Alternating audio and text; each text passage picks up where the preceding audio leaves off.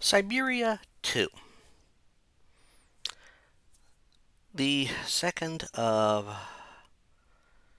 this very brilliant series. And that's not talking, lightly of that. It continues the story that was started in the that was basically took part in the first game. And it has a lot of the same mechanics that was in the first game.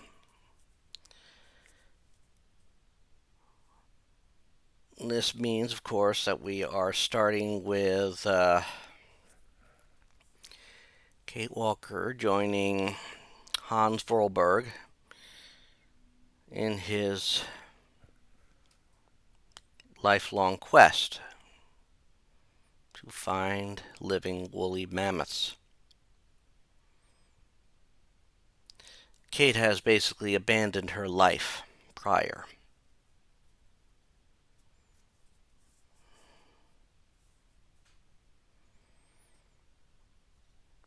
Of course, it's hinted at that her New York employers are also seeking her out because they are really facing some backlash from Kate's family. So, it picks up with our arrival in the last of the northern settlements.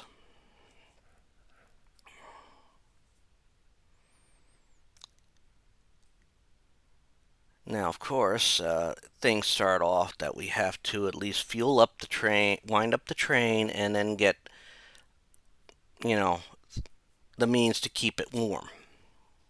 Coal. I suppose it's a plus that we're not using the coal to power the thing. Of course, there are some difficulties, though, in this town that we're in. Because Kate's going to have to manage to make her way down to the lower part of town.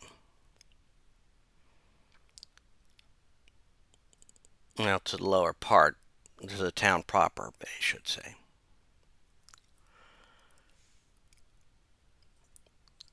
We also come across two gentlemen who are literally the worst individuals out there.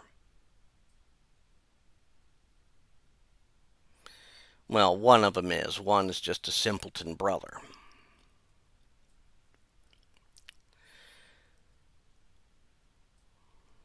They are going to turn into one of our overarching antagonists for this game. Of course, as Hans is seeking, quote, woolly mammoths, obviously, we first got to get the train ready to get going.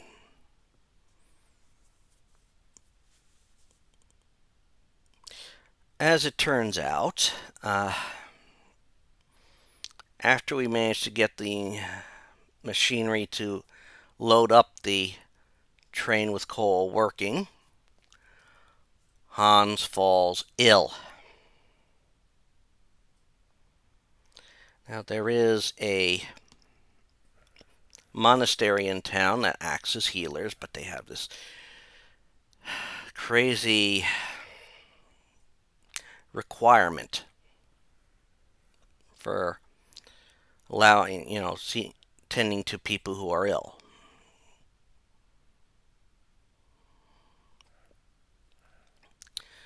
As it turns out, Kate part of it to get everything you need together is actually the a little bit of penance they have done for not allowing someone to come in who needed their aid.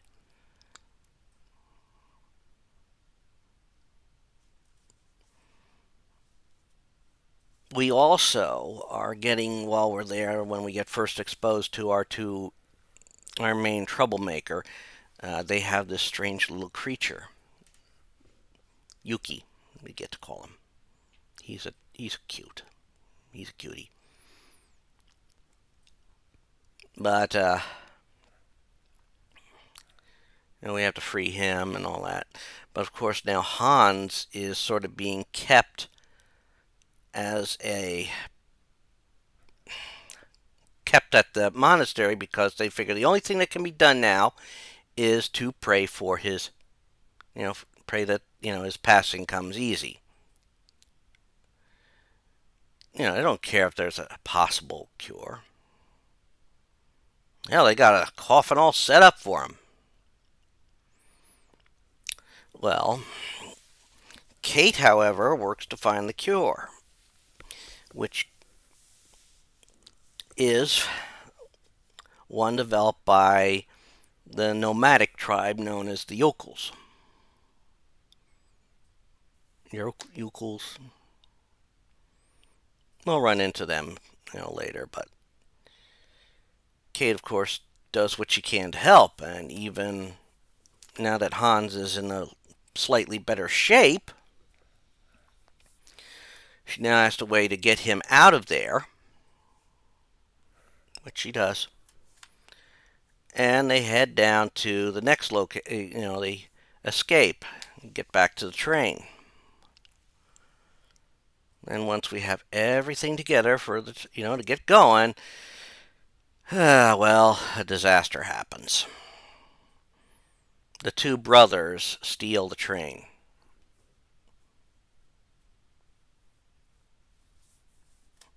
Oscar's not able to stop them. It's not in his capabilities or his programming. But then again, and of course Hans can't really, fight them off. Well, luckily, Kate finds a vehicle that she can use to catch up to them.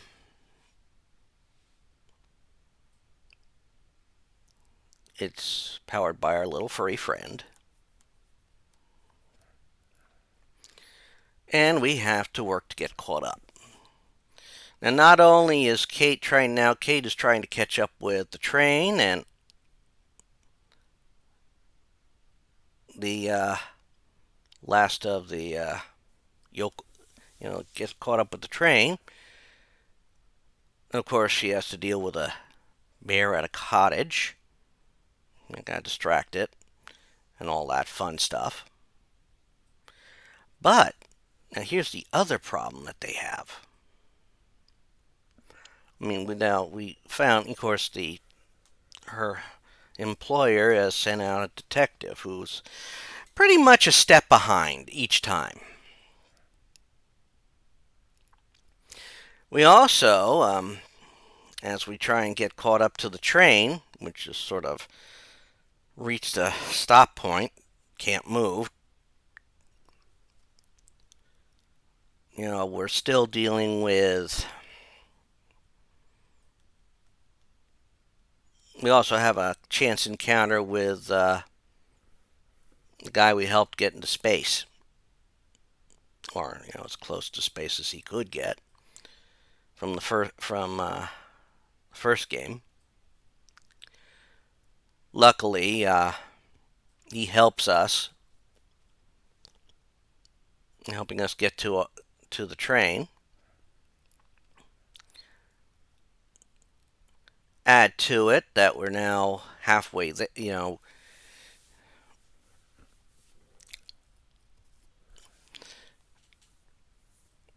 of course, we are able to rescue Hans, which is a plus, though this has not been good for him either.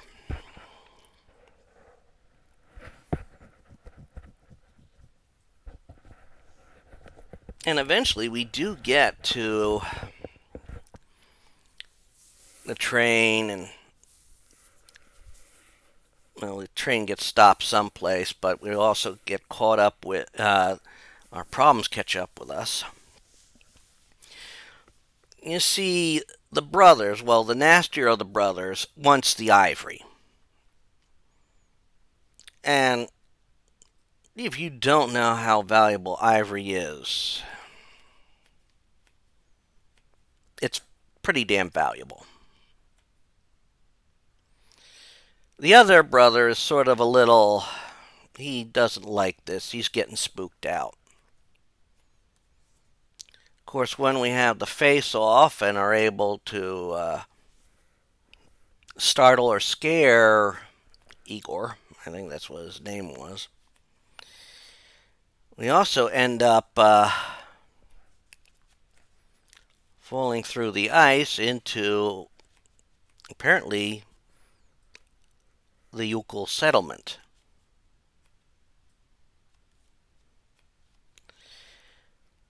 Now, this could be bad.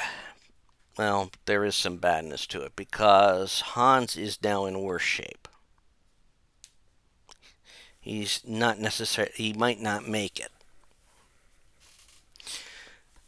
His mind is ready to pass, there's a part of him that's ready to pass over.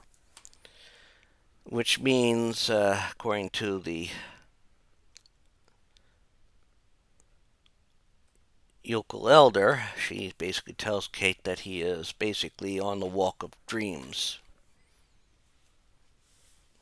So Kate has to now, take the steps to join Hans in the world of dreams and convince him to come back. In the process, he tells her that she's going to have to tell Oscar to do something to make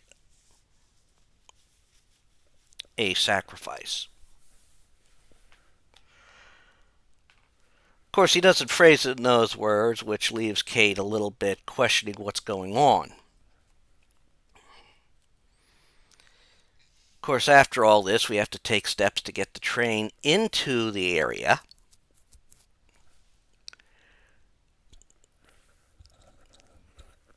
And then have Oscar do what must be done. Also, we have one other task we must do.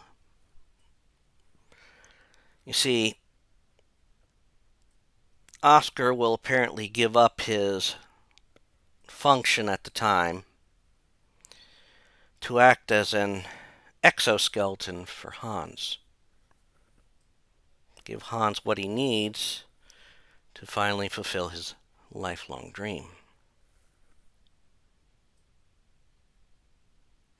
Once that is done, they must now open the gate to allow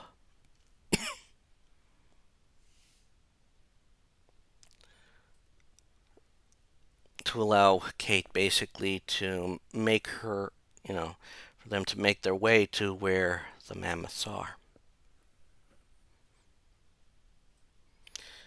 Of course, this will not go smoothly because Igor has stowed away on the craft, and when it comes to a point where it sort of gets stuck, well, Kate must do a lot of maneuvering. Trickery, knocking the guy off the ship.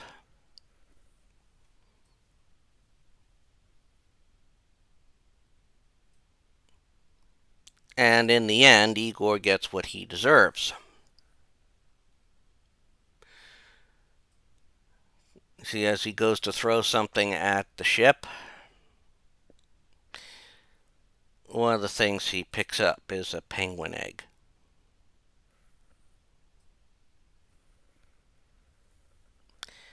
Death by penguin.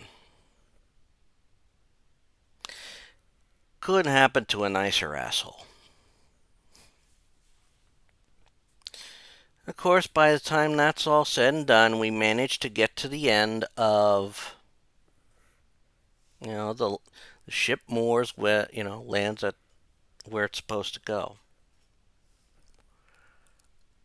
And we now must get past some more little puzzles to get to where the mammoths are, even calling them forth.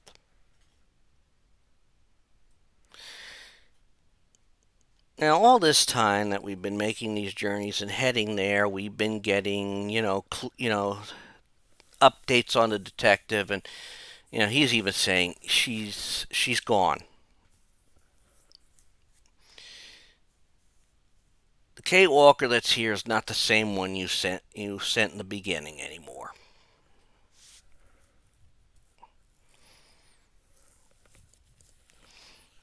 I mean, if you would have a chance to go see Woolly, that possibility of finding woolly mammoths, would you jump on it? I might have. Of course, in the end, once you summon them, they accept Hans as one of them, even though he's in that exoskeleton.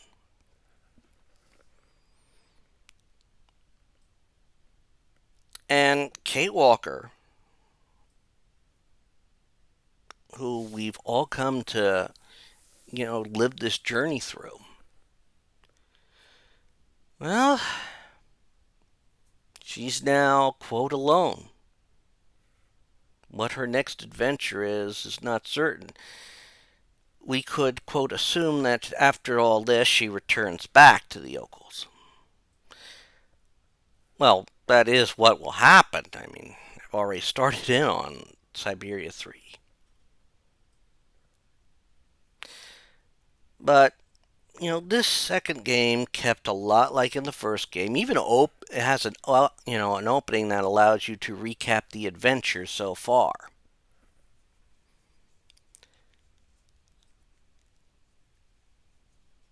It is brilliant.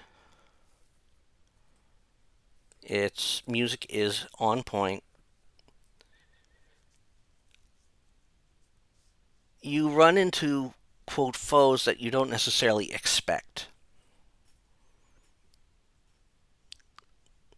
And you can go through things and find, information about what has happened to some people that you encountered in the first game.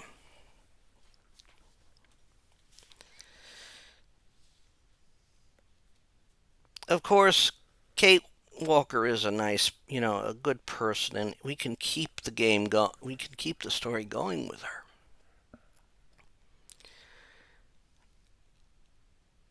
I think this game had a little bit more in the puzzling sense to try and solve things. Although the puzzles were indeed clever.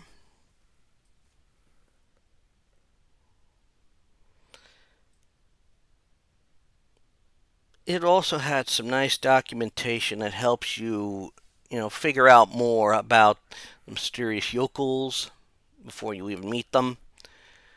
The cute little creature that Yuki is. And everything else that's in this world. It was a beautiful addition and a nice way to complete the story that basically the key point of the story of Hans Voralburg. I mean, you start the first game looking for this man, and when you finally find him, you then join him on his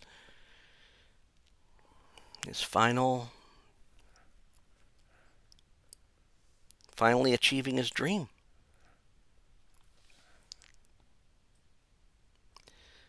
Syberia 2, a very good game. I definitely would recommend you play it right after you play the first one. Minimize the time between playing them. Keep the story fresh in your mind.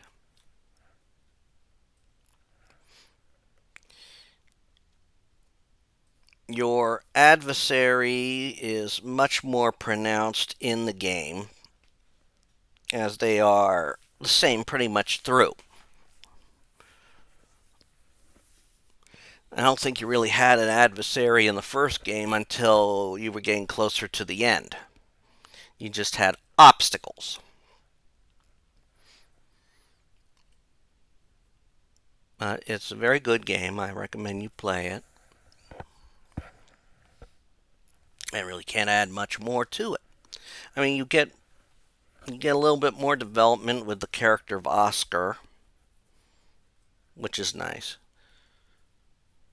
Makes it sad when he has to make his sacrifice. You feel both sad and happy when you finally see those mammoths.